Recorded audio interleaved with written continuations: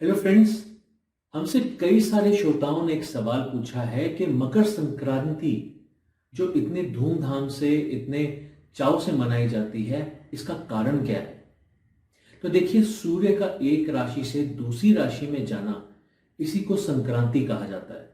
और अगर ये मकर संक्रांति है तो इसका मतलब ये है कि ये सूर्य जो है वो अपनी एक राशि को छोड़कर मकर की राशि में आता है। पर इस चीज के लिए मैं आपको ये भी बताना चाहूंगा कि इसकी डेट फिक्स है। ये हर साल 14 जनवरी को ही आता है।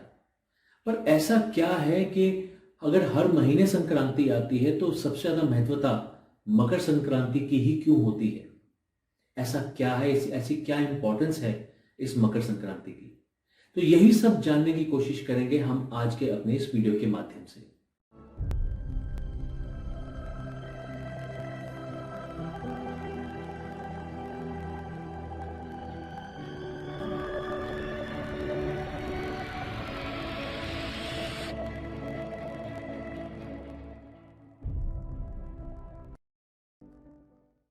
नमस्कार, मैं गुरप्रीत सिंह अरोड़ा आप सभी का हमारे इस चैनल मेक मी प्योर में बहुत बहुत स्वागत करता हूं।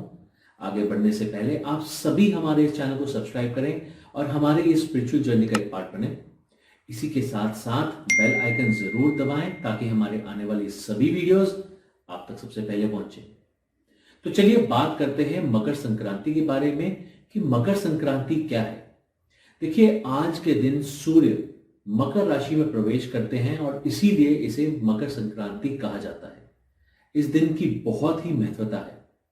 भारत के विभिन्न प्रांतों में इसे विभिन्न नामों से मनाया जाता है। गुजरात में इसे उत्तरायण के नाम से, आंध्र में संक्रांति के नाम से, तमिलनाडु में पोंगल के नाम से और पंजाब या फिर नॉर्थ इंडिया में इसे मकर संक्रांति के नाम से मनाया जाता है।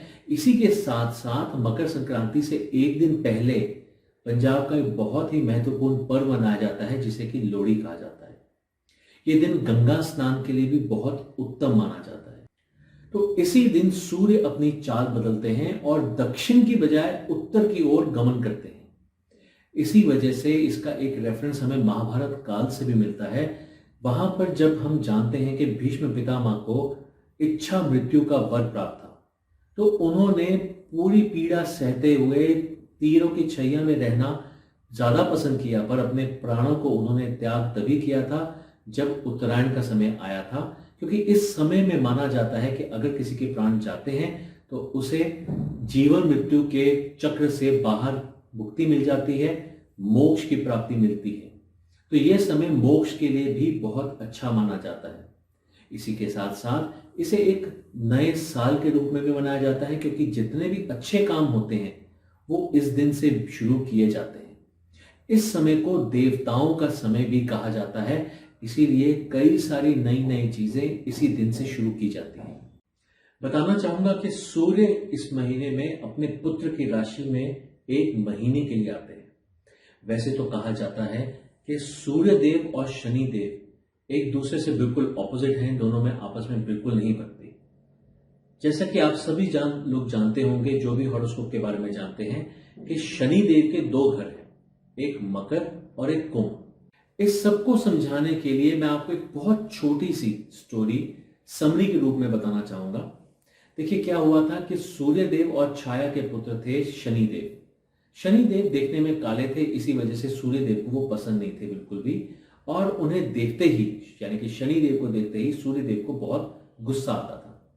इसी वजह से सूर्य देव ने अपनी पत्नी छाया और अपने बेटे को अपने से दूर कर दिया था। अब क्रोधित होकर शनि देव ने सूर्य देव के ऊपर ऐसी विकृत दृष्टि डाली कि उन्हें कुष्ठ रोग हो गया। और ऐसा होने पर सूर्य देव जो थे वो भी कैसे पीछे रहते, उनके अंदर तो बहुत तेज था। तो उन्होंने अपने तेज से शनि देव के एक घर को जला दिया, कुंभ घर को जला दिया और पूरी तरह से समाप्त कर दिया। ये सब देखकर यमराज खुद आए मध्यस्थता करने के लिए, और उन्होंने दोनों को, सूर्यदेव और शनिदेव को समझाया कि आप दोनों अपने अपने जो कर्मा है उन्हें खराब कर रहे हैं। यह आपके बेसिक प्रिंसिपल्स के अगेंस्ट है। आप देवता हैं और आपको समझना चाहिए कि आप दूसरों के लिए क्या एग्जाम्पल सेट कर रहे हैं, आप बहुत गलत कर रहे हैं। तो ये सब समझने के बाद दोनों ने यानी कि सूर्यदेव और शनिदेव ने अपने अपने रिलेशंस ठीक करने की या फिर इस लड़ाई को समाप्त करने की कोशिश की, जिसकी वजह से कि कुछ समय के बाद सूर्यदेव कुष्ठ रोग से बाहर आए।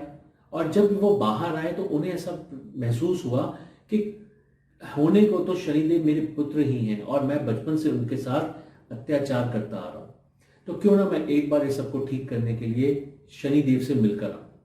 जब वो शनिदेव से मिलने के लिए उनके घर कुंभ में गए तो वहां जाकर क्या देखते हैं कि उनके तेज के कारण कुंभ में कुछ भी नहीं बचा, सब कुछ जलकर समाप्त हो चुका है, बिल्कुल समाप्त राख हो चुका है। उसके बाद वो वहां से वापस मुड़े और उनके शनिदेव के दूसरे घर यानी कि मकर में आए। मकर में जब वो आते हैं तो शनिदेव भी सूर्यदेव को अपने घर पर आया देखकर बहुत प्रसन्न होते हैं। उन्हें बहुत अच्छा लगता है कि उनके पिता उनसे मिलने आए हैं, चाहे वो कुंभ के जलने के बाद आए थे यानी कि उनके एक घर के जलने के बाद ही आए थे, पर फिर भी पिता तो पिता हैं, तो वो अपने पिता को माफ कर देते हैं। और ऐसे में वो उन्हें कुछ और तो नहीं दे पाते, पर हाँ जो कुंभ में थोड़े से तिल जल गए थे, जो काले पड़ गए थे, तो ले दे के उनके पास बस वही बचा था और उन्होंने वही काले तिल उनके सामने प्रस्तुत की। तो इसी वजह से मकर संक्रांति के समय हमें गुड़ और तिल से सूर्य देव की पूजा करनी चाहिए। इससे आपके सारे के सारे कार्य जो हैं वो संवरते हैं, आपको बहुत बहुत आशीर्वाद की प्राप्ति होती है। तो ये एक स्टोरी थी जिससे कि हमें पता चलता है कि जब मकर संक्रांति आती है तो उसका कितना ज्यादा महत्व है, और इसी वजह से आपको भी सारा साल इंतजार रहता है मकर संक्रांति का। पर बहुत से लोग हैं जो मकर संक्रांति का जो गूढ़ रहस्य है उसके बारे में जानते ही नहीं। क्या आप ये जानते हैं कि बहुत से लोग जो कि आज तक हाई पोस्ट पे पहुंचे हैं, उनकी प्लैनेट की पोजिशनिंग ऐसी होती थी कि सूर्य उनके 10th हाउस में हुआ करते थे। ऐसा जरूरी नहीं है कि सूर्य अगर 10th हाउस में है तो आप हर हालत में हाई पोस्ट पे ही जाएंगे, बाकी और चीजें भी मैटर करती हैं। पर हाँ, ये एक बहुत बड़ा कारण होता है उन लोगों का आगे बढ़ने का। बहुत से लोग हैं जो कि IAS बनते हैं, IPS बनते हैं, अपने स्टेट लेवल के ऐसे एग्जाम्स को क्रैक करते हैं, नेशनल लेवल के एग्जाम्स हैं उन्हें क्रैक करते हैं, और वे सब ज्यादातर लोग ऐसे होते हैं जिनके मकर राशि में सूर्य का वास होता है। तो ये ऐसा समय है जबकि पिता और पुत्र का मिलन हुआ, और ये हमें हर चीज में बहुत अच्छे इफेक्ट्स देता है। तो आप सबसे मैं यही कहना चाहूंगा कि आप सब लोग मकर संक्रांति के समय में तिल और गुड़ से उनकी पूजा जरूर करें और अपने सभी कष्टों को दूर करें। सो इसी सब के साथ आज के वीडियो को यहीं पर विराम देते हैं। तो आप सभी का, जो लोग भी हमसे आज तक जुड़े हैं, आप सभी का हमसे जुड़े रहने के लिए बहुत बहुत धन्यवाद। और जो लोग हमसे अभी तक ना जुड़े हों वो हमारे चैनल को सब्सक्राइब जरूर करें, हमारी वीडियो को लाइक और शेयर जरूर करें। So thank you very much for going through this video. Stay happy, stay blessed, stay safe. Have a nice day ahead. Take care. Goodbye.